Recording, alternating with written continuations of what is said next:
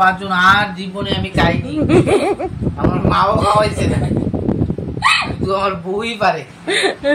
ওই দেন পাঁচনের পাঁচাত নিলিস সব লিস। আচ্ছা আচ্ছা, দিকালি করে কিটা আছে খুললে খুললে দেখি কিটা আছে এর মধ্যে। পাঁচনের বাজার বিস্কুট, দুধ, গুড়, চিরা, মুড়ি, আলু, আর পরের দিন পয়লা বৈশাখের মাংস লেগে পেঁয়াজ, আদা, রসুন, আদা এবছর আবার মিষ্টি আলু, সাজনা, আর বাকি সবজি কালকে নিয়ে এসেছি, ভিডিও করতে পারছি না। যাই হোক, পাঁচন তো আর 1-2 পদ দিয়ে খাওয়া যায় না, কেন 2 পদ আছে, আরো সবজি রান্না হয়ে বানাই রেখা দিছি। এই যে একটা কুমড়ো এর আগে নিয়ে এসে, কুমড়া ডাটা, এই যে ডাটা বানাই রেখা দিছি। তো এখন আমি পাঁচজন রান্না বসাই দিব, স্নান টান করে টিফিনও খাওয়া হয়ে গেছে। আর পাঁচ মশলা, গরম মশলাটা আমি ঘরের মধ্যেই বানাই, বেশিরভাগ কিনা কমই হয়।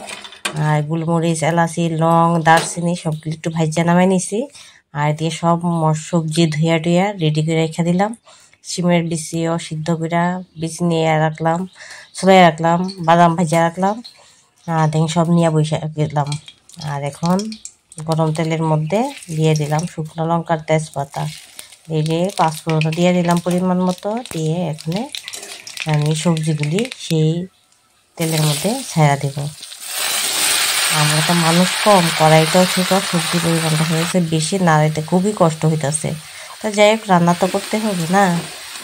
স্বাদ মতো ওখানে লবণ দিয়ে দিলাম, দিয়া একটু নাড়িয়ে ছেড়ে ঢাকা দিব।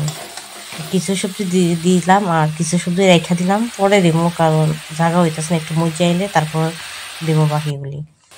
তার মধ্যে দিলাম সয়ের বিচি সিদ্ধ করে রেখে রাখছিলাম, সয়ের বিচি বাদাম ভাজিয়া রাখছি, বাদাম ভাজাটাও দিয়ে দিছি সেই সবজির মধ্যে। দিয়ে দিলাম আদা, দিব এখানে কিছু কাঁচা লঙ্কা। আমরা তো জাল কম খাই, তাই আস্তে আস্তে কাঁচা লঙ্কা দিয়ে দিলাম।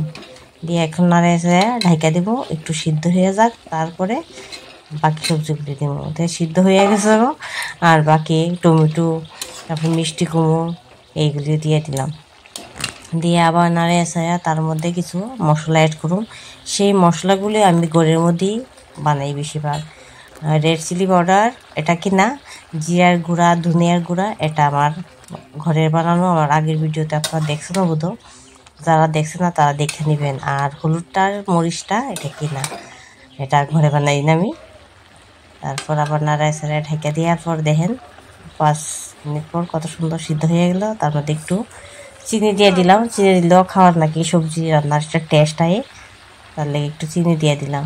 তারপর নাড়ায় ছাড়ায় আবার পরিমাণ মতো 2 চামচ ঘি দিলাম, দিয়ে একটু গরম মশলা দিয়ে আবার নাড়াচাড়া দিয়ে নামিয়ে ফেলাম।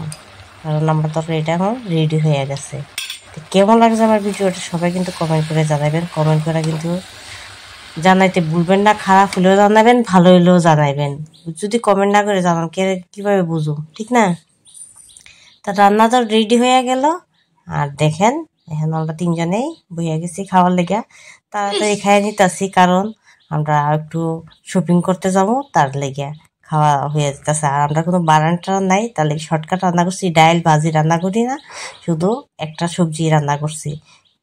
কারণ আমরা মানুষই 3 জন, খামি একটু ভাত, আর তার লেগে এত কিছু রান্না কোনো আয়োজন নাই, তাই আমরা শর্টকাট খাই বেশিরভাগ। আর যাবো রাত্রে আবার নিমন্ত্রণ আছে, আর এখন এক তরকারি দিয়ে খাইতেছি, এই তরকারিও থাকবো। আর রাত্রে তো নিমন্ত্রণ খাইতে ঘুমিয়ে যাবো।